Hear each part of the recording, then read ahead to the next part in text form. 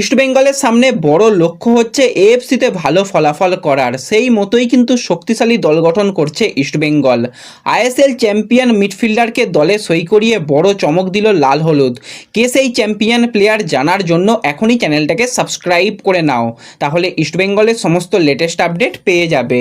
তো তোমাদের দীর্ঘদিন আগেই জানিয়ে দিয়েছিলাম 22 বছর বয়সী সেন্ট্রাল মিডফিল্ডারের প্লেয়ার মার্ক জোথানপুইয়া, যাকে কিন্তু আমরা মার্ক জো নামে চিনি, সেই প্লেয়ারকে কিন্তু ইস্টবেঙ্গল সই করাতে চলেছে। আজকে ইস্টবেঙ্গলের তরফ থেকে অফিসিয়াল ঘোষণা এসে গেছে, 3 বছরের দীর্ঘমেয়াদী চুক্তিতে মার্ক জোথানপুইয়াকে ইস্টবেঙ্গল তারা দলে নিল।